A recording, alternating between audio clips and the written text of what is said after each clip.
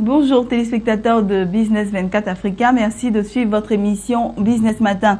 Chers téléspectateurs, aujourd'hui nous allons terminer notre thème que nous avons abordé il y a quelques temps et nous allons parler de la troisième partie de la gestion de portefeuille.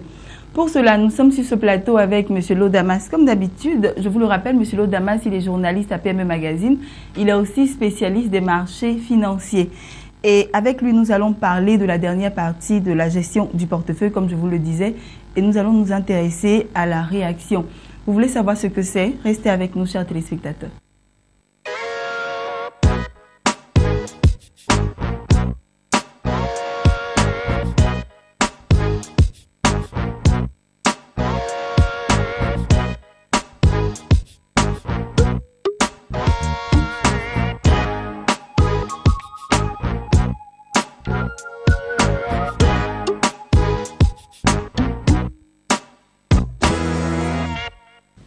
Voilà, nous sommes de retour sur ce plateau et nous sommes avec M. Lodamas, qui est lui journaliste à PME Magazine et il est aussi spécialiste des marchés financiers.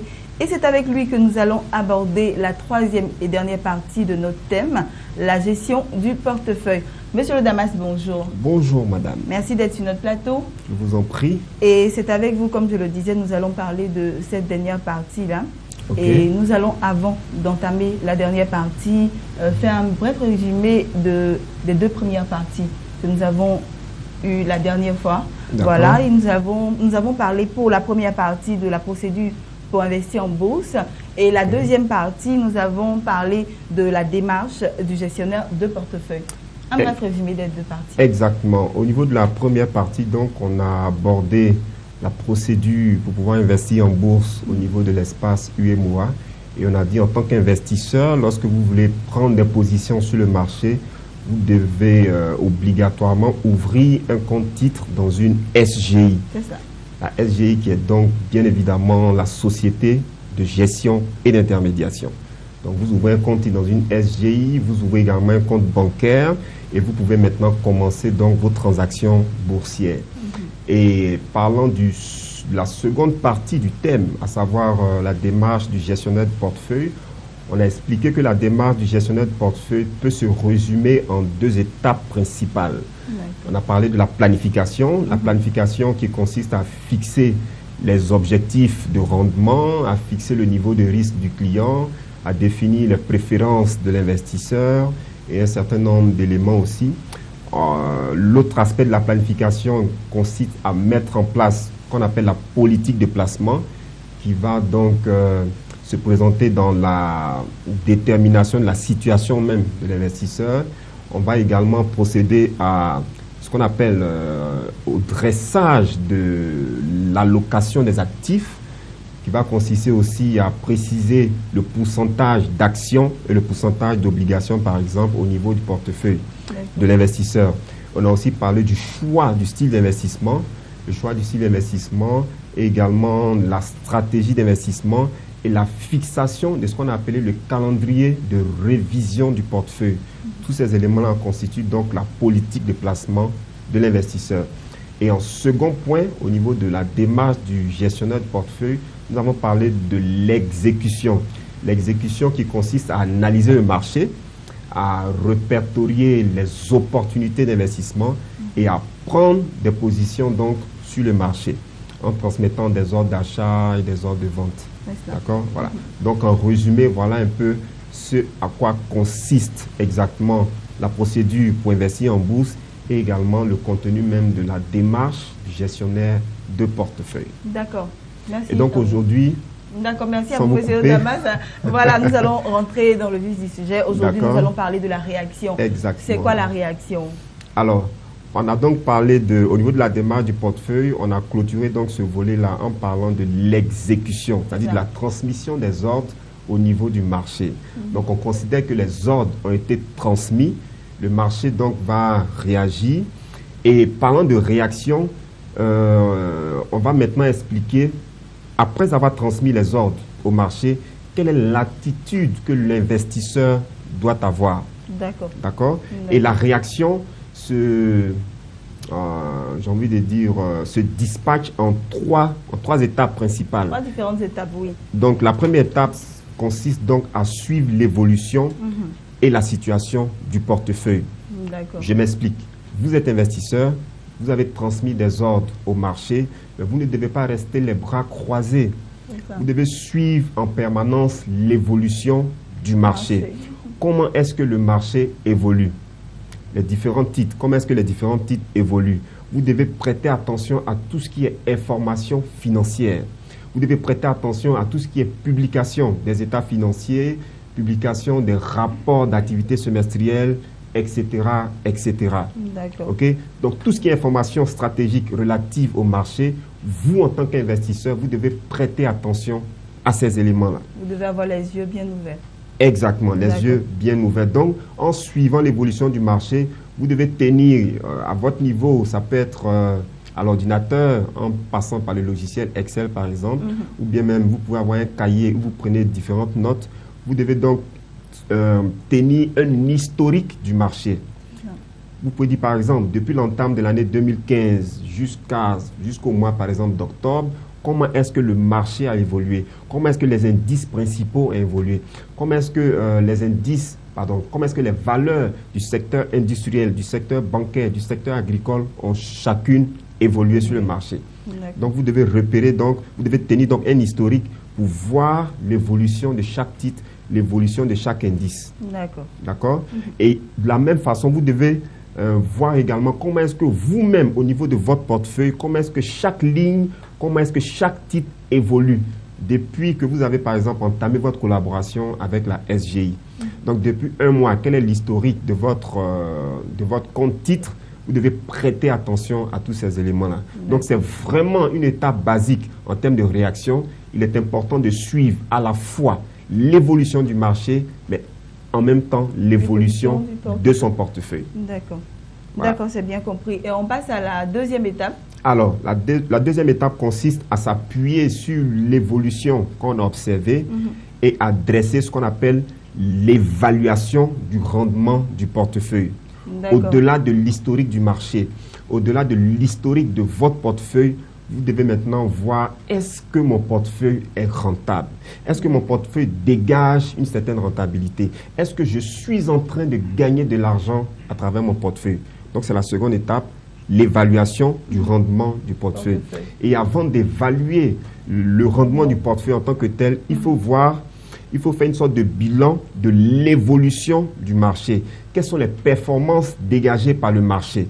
Vous pouvez constater par exemple que l'indice principal, par exemple l'indice BRVM 10, depuis le début de l'année a évolué par exemple de 15%. L'indice BRVM agriculture a régressé par exemple de 15%. L'indice BRVM haut secteur a progressé par exemple de peut-être 40%. Donc, première étape, vous analysez même les performances du marché. Première étape. Deuxième étape, vous analysez maintenant les performances de vous, votre portefeuille. C'est vrai que l'indice BRVM 10 a progressé de 10%, mais moi, par exemple, ma ligne d'action Uniwax a progressé de combien ou a régressé de combien? Ma ligne d'action EcoBank a évolué de quelle manière? Donc, vous faites une sorte de bilan de l'évolution de vous-même, votre portefeuille, ligne par ligne. Une comparaison, on peut dire? Non, avant même la comparaison, vous dressez déjà une sorte de bilan. C'est-à-dire, vous aurez les cours moyens, vous aurez les cours de clôture, vous aurez les écarts et vous aurez les variations. Vous comprenez? Donc, ça, c'est juste l'évaluation du rendement de votre portefeuille. Et après avoir dressé cette évaluation, je vous rejoins maintenant. Vous allez faire une sorte de comparaison entre le rendement de votre portefeuille et le rendement du marché.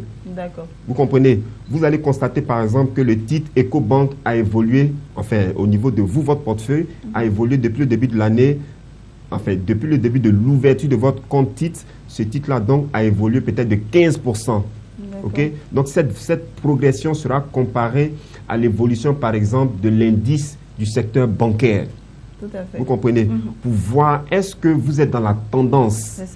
Est-ce que vous avez battu le marché? Est-ce qu'en termes de performance, vous n'êtes pas en deçà des performances du marché? Donc, une comparaison sera donc établie entre les performances dégagées par le portefeuille du client et les performances dégagées par le marché. C'est le premier niveau de comparaison. Le second niveau de comparaison, vous allez établir donc une comparaison entre l'évolution, enfin les performances du portefeuille et vos objectifs qui ont été dressés au préalable dans votre politique de placement. Vous vous êtes par exemple dit que d'ici 3 mois, il est important que votre portefeuille d'actions génère un taux de croissance peut-être de 30%. Ça, c'est donc l'objectif sur le trimestre. Maintenant, 3 mois après, vous faites votre bilan. Est-ce que mon portefeuille a réellement évolué de 30%? C'est ça. Donc, vous faites une comparaison entre les objectifs que vous aviez dressés à l'entame de votre stratégie d'investissement et les performances réelles dégagées par votre portefeuille. C'est ça. Voici si vous avez atteint vos objectifs. Est-ce que vous avez atteint vos objectifs? Est-ce que vous avez surpassé vos objectifs? Est-ce que vous êtes en deçà de vos objectifs? Il va donc falloir faire une comparaison pour tirer donc des conclusions. Donc ça, c'est la seconde étape en termes d'évaluation. Je rappelle rapidement, pour des raisons pédagogiques, évaluation par rapport à comparaison entre la performance du portefeuille et la performance du marché. Comparaison entre la performance du portefeuille et les objectifs qu'on s'est assignés en termes, au niveau de la stratégie d'investissement. Donc, voici un peu le contenu de l'évaluation du rendement du portefeuille. Ça, c'était la deuxième étape et nous arrivons maintenant à la troisième. Justement, à la troisième étape, la réaction. Après avoir évalué votre portefeuille, vous allez passer maintenant à la troisième étape qui est le rééquilibrage du portefeuille. En quoi ça consiste? Justement, le rééquilibrage consiste à revoir la constitution du portefeuille.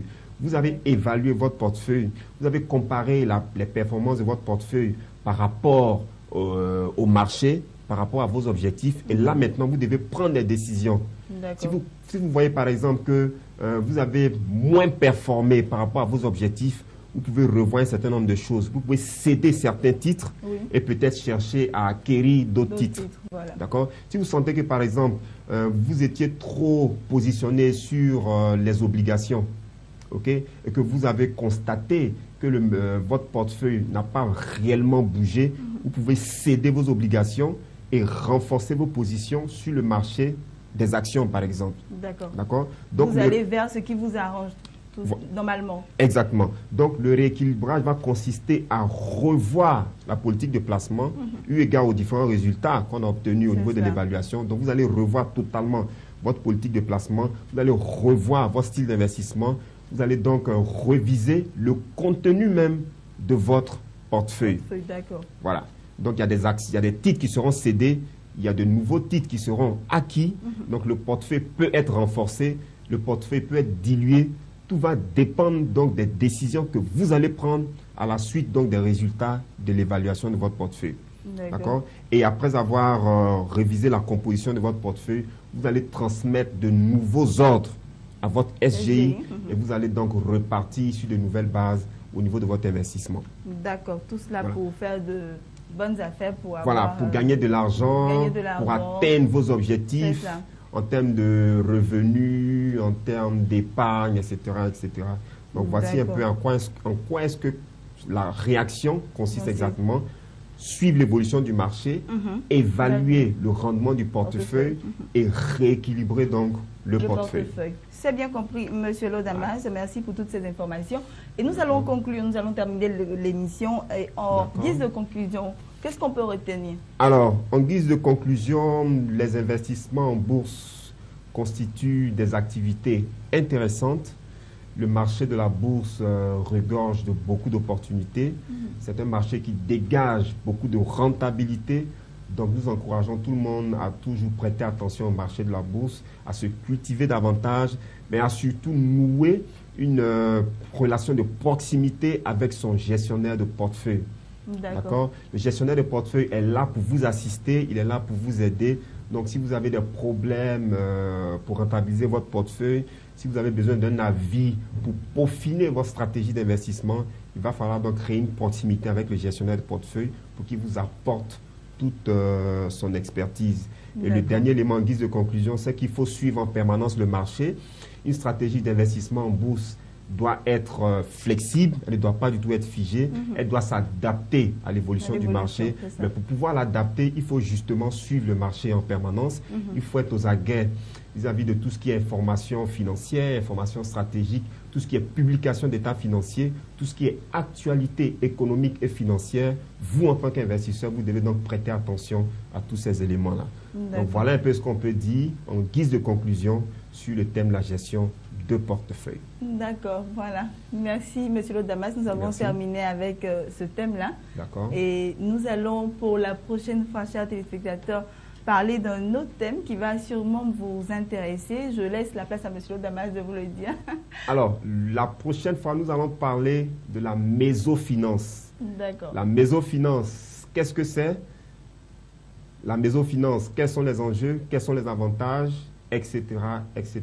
Si vous voulez en savoir plus, rendez-vous à la prochaine émission. D'accord, c'est dit. Merci à vous, M. Lodamas. Merci d'être passé sur notre plateau. C'est toujours un réel plaisir de vous avoir sur notre plateau. Merci. Voilà, chers téléspectateurs, nous allons mettre fin à cette émission. Nous avons été vraiment très heureux de vous avoir avec nous. C'est ici que nous allons vous dire au revoir et à très bientôt.